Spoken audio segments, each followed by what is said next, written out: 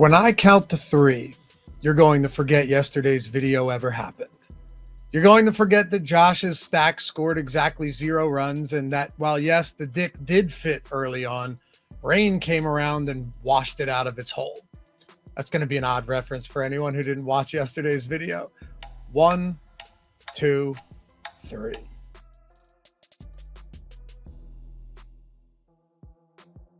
Hey, you're watching The Perfect Lineup, where Josh Engleman and myself try and build the most beautiful lineup and take down a tournament each and every day, 5 days of the week. 2 pitchers, a stack, and let the single lineup sims do the rest of the work. Of course, you can check out the sims for yourself and make the adjustments that you'd like. Link is always in the description down there.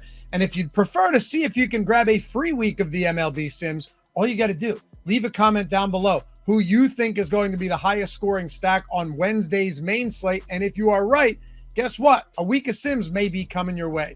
So if you appreciate this content, you want to help us further it along, hit that thumbs up, subscribe to the channel. It's free to do, and let's get into it. All right, so let's talk pitching. Now, DraftKings, if you've looked at the pricing, has clearly baked the Coors matchup into Hunter Brown's salary tonight. So I think we got to do it. Now, of course, you're free to make your own decisions, but I'll tell you this much. Brown was 11,300 on DraftKings last start against the Philadelphia Phillies. He was dominant, no surprise there. But yes, obviously, this is the biggest park downgrade for pitchers in the league, and it's going to be hot in Denver tonight. So call me a sucker if you find it necessary. Wouldn't blame you after yesterday's video. But Brown is too good not to be able to overcome these disadvantages. And if we're being honest, the only disadvantage here is the park. It's certainly not the matchup, because the Rockies' active roster has a 23.5% K rate against righties this year. That's 3.5% higher than the next worst team. I mean, think about that for a second. We are pretty far into the season and they've still been that bad. Meanwhile, 80 WRC plus against righties, dead last in the league. 7% walk rate, 28th in baseball. So this is, on paper, the type of matchup that Brown can make quick work of. Even at home, the Rockies are striking out 25% of the time. That's second most in the league. 86% WRC plus is 29th in baseball among all teams in their own park. It's the only team worse has been the Royals with a 75, which is just insane. But it all boils down to this. Brown still has a 6.5 K prop, juiced to the over, 18.5 outs prop, while the Astros on the road are minus 286 money line favorites. While the Toronto Blue Jays scored the most runs, the Rangers were actually the #1 stack, and that just gives us 2 people. We've got a coin flip to find out who wins a week of MLB Sims, and as you can see on the screen, that is going to be one PR Bishop. I don't know how else to say that, but if that's you, email support@stokastic.com, because you just won a free week. Now, Josh may not be a huge fan of this, but I have zero problem paying up for pitching. I actually think he's going to agree with me. Now, look, there are plenty of discounted stacks that are going to make this easy in good matchups. Yes, including the Astros at Coors Field.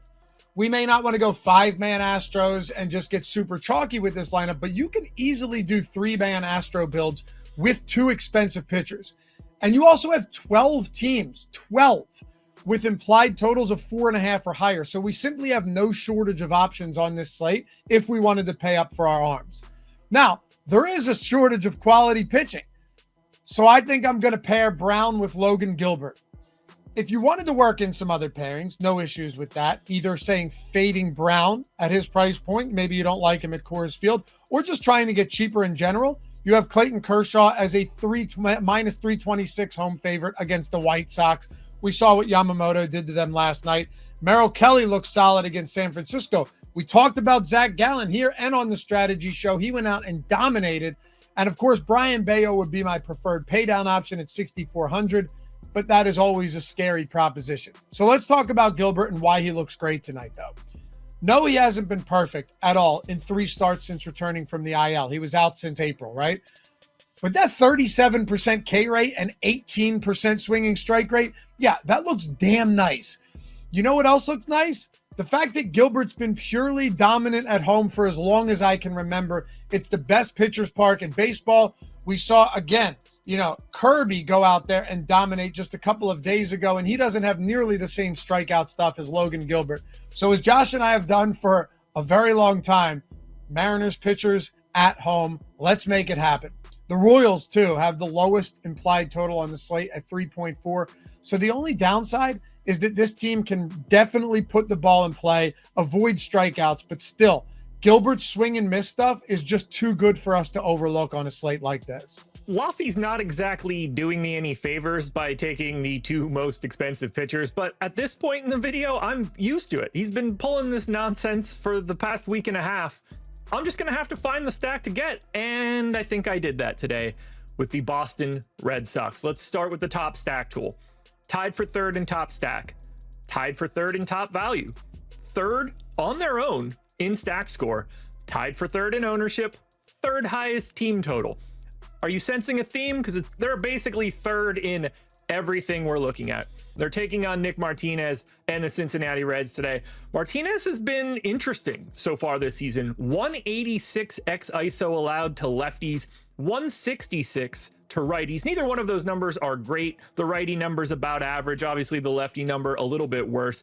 Just a 15% K rate, though, against righties. So he's not wiping these guys out. Now, if we want to think about what this active roster is for Boston right now, in some places it's good, in some places not so good. For example, 26th in WRC plus against righties. That's not very good, but 12th in ISO. So they might not be great overall, but at least they're still showing a little bit of pop. That'll help. At home, slightly different story. 12th in WRC plus, that makes me feel quite a bit better. 7th in ISO in Boston.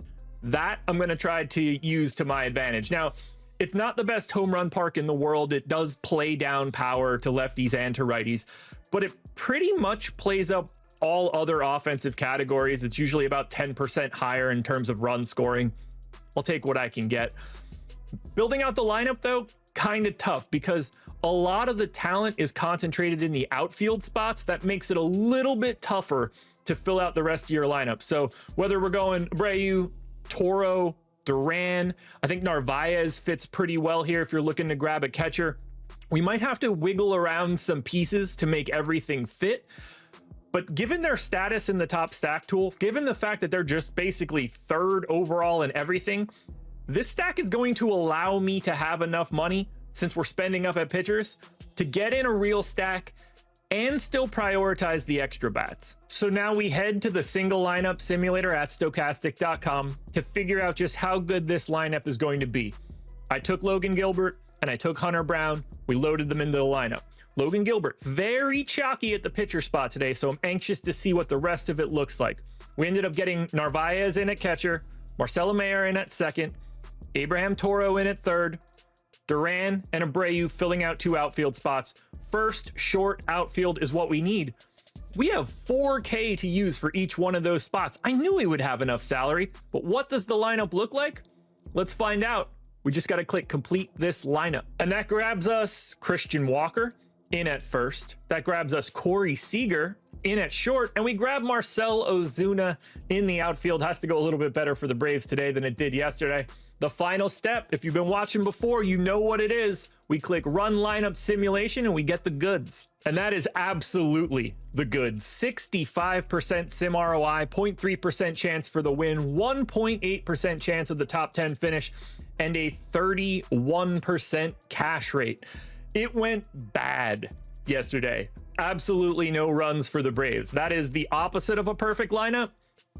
Only one way to go is up. That gives us the perfect lineup.